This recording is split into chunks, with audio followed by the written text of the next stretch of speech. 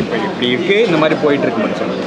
Okay, Vijay Antony சூப்பராக நடிச்சிருக்காரு. படம் நல்லா இருக்குது. எதிர்பார்க்காம வந்தேன், சூப்பராகவே இருந்தது. பிச்சைக்காரனுக்கு அப்புறம் ஒரு நல்ல கதையோட சூப்பராக நடிச்சிருக்காரு. விறுவிறுன்னு போகுது, எல்லாருமே பார்க்கலாம். நல்லா இருந்துச்சு. ஒன் டைம் பார்க்கலாம். தேசியாக கொண்டு போயிருக்காங்க, எங்கேயும் போய் அடிக்கல. ஃபுல் அண்ட் ஃபுல்லு ஸ்டார்டிங்லேருந்து எண்டு வரைக்கும் பொலிட்டிக்கல் தான்.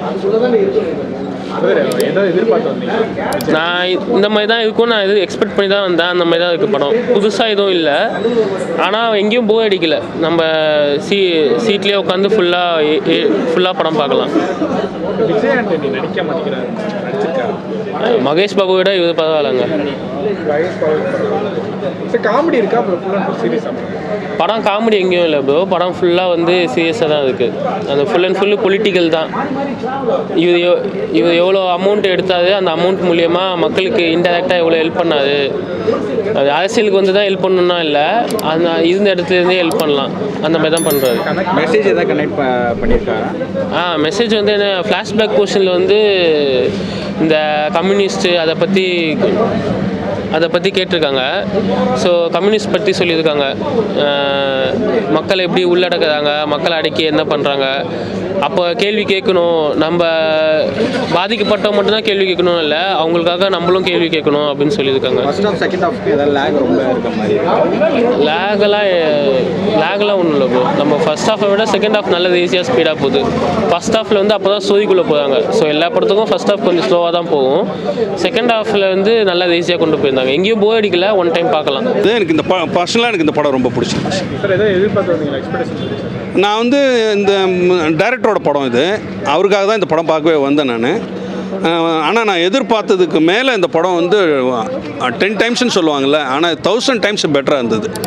அது ஒரு முழுக்க ஒரு டைரக்டரோட படம் இருக்கும் இல்லைங்களா. ஒரு டைரக்டர்னா முக்கியமாக ஒரு கதை, அதுக்கு ஒரு ஸ்க்ரீன் ப்ளே பண்ணுவாங்க இல்லைங்களா. அந்த ஸ்க்ரீன் ப்ளே வந்து அவர் எக்ஸ்ட்ராடினரியாக பண்ணியிருந்தார். அன்எக்ஸ்பெக்டடாக இருந்துச்சு இந்த படம். இவ்வளோ பெரிய, அதாவது ஒரு ஜென்ரலாக ஒரு சின்ன கதை வச்சுட்டு ஒரு சின்ன ஸ்க்ரீன் ப்ளேயில் நம்மளே யோசிக்கக்கூடிய அளவுக்கு தான் படங்கள் இருக்கும் இல்லைங்களா. ஆனால் அதை தாண்டி இந்த படம் இவ்வளோ பெரிய கிரிப்பிங்கான ஒரு ஸ்க்ரீன் ப்ளே இருக்கும்னு எதிர்பார்க்கல. பிஜிஎம் ரொம்ப எக்ஸ்ட்ராடினரியாக இருந்தது. எடிட்டிங் ரொம்ப நல்லா பண்ணியிருந்தாங்க. ஓவரால் படமே பார்க்குறதுக்கு ரொம்ப இன்ட்ரெஸ்டிங்காக இருந்துச்சு. இல்லை, அதெல்லாம் ஒரு சும்மா அப்படி ஒரு இது கிளப்பி விட்டாங்க. அப்படி இல்லை, இந்த படத்தில் அவர் வந்து எங்கேயுமே வந்து நீங்கள் விஜய் ஆண்டனி சாரை பார்க்கவே முடியாது. இந்த படத்தில் அந்த கேரக்டர் என்னமோ அவர் அந்த கேரக்டராக தான் நடிச்சிருந்தார். படமாக பார்க்கும்போது நம்மளுக்கு வந்து அவர் விஜய் ஆண்டனி சார் தெரியவே இல்லை. படமாக வந்து ரொம்ப இன்ட்ரெஸ்டிங்காக இருந்துச்சு. பிஜிஎம் ரொம்ப எக்ஸ்ட்ராடினரியாக இருந்துச்சு. அந்த படத்தில் இருக்க கேரக்டர்ஸ்லாம் வந்து சென்ட்ரல் கவர்மெண்ட்டில் இருக்க கேரக்டர்ஸ்லாம் இருக்குன்னு சில பேர் சொல்கிறாங்க. உங்களுக்கு எப்படி இருக்குது? இல்லை, அப்படியெல்லாம் யாரையுமே மென்ஷன் பண்ணல. அப்படியெல்லாம் நீங்கள் யாருமே கனெக்ட் பண்ணவே முடியாது. சென்ட்ரல் கவர்மெண்ட்டும் கிடையாது, ஸ்டேட் கவர்மெண்ட்டும் கிடையாது. அது ஒரு ஜென்ரலாக ஒரு ரெஃபரன்ஸ்க்கு ஒரு ஆளை வச்சுப்பாங்கல்ல. யாரை வச்சுக்கலாம், சரி பொலிட்டிஷியன்ஸ் வச்சுக்கலாம். அது ஒரு கரப்டட் பொலிட்டிஷியன்ஸ்னு வச்சுக்கிட்டாங்க. இப்போ கரண்ட் பாலிடிக்ஸ் பற்றி பேசியிருக்காங்களா இல்லை இது அந்த மாதிரி இல்லை. இது கரண்ட் பாலிட்டிஷியன்ஸ் பற்றி படம்லாம் இல்லை. இது ஒரு ராபரி, இப்போ ஒரு ஜென்டில்மேன் படம் பார்த்துருப்பீங்களே, அந்த மாதிரி ஒரு பேஸ்டான ஒரு படம். எல்லாமே நல்லா இருக்குது இந்த படத்தில்.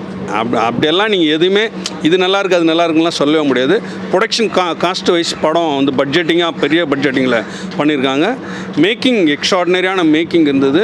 ஓவரால் த க்ரூ வந்து பயங்கரமாக ஹார்ட் ஒர்க் பண்ணியிருப்பாங்க. அது பார்க்கும்போதே தெரிஞ்சது. சாரோட 25th படம்ன்றது வந்து உண்மையிலேயே ஹேட்ஸ் தான். அவருக்கு உண்மையாக பர்சனலாக நான் கங்க்ராட்ஸ் பண்ணுறேன். காமெடி இல்லை, ஃபைட்டும் இல்லை, பாட்டும் இல்லை, அது இல்லை. ஆனால் உங்களுக்கு அது உங்களுக்கு தேவைப்படாது. படமாக பார்க்கும்போது உங்களுக்கு அது டிமாண்ட் பண்ணாது. இங்கே பாட்டு இருந்திருக்கலாமோ, இங்கே ஃபைட் இருந்திருக்கலாமோன்னு உங்களுக்கு தோணாது. ஏன்னா ஸ்க்ரீன் ப்ளேவே அப்படி கிரிப்பிங்காக அப்படி போய்கிட்டே இருக்கும் உங்களுக்கு. அது பிஜிஎம் இங்கே நல்லா என்கேஜிங்காக இருந்துச்சு.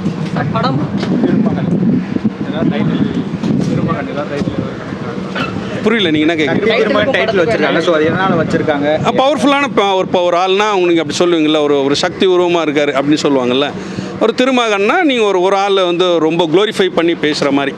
ஆனால் இந்த டைட்டில் வந்து நல்ல டைட்டில் தான். தெலுங்கில் பராசக்தி. ஆமாம், அது ஓகே. அது பராசக்தியை விட எனக்கு சக்தி திருமகன் வந்து பெட்டராக இருந்தது.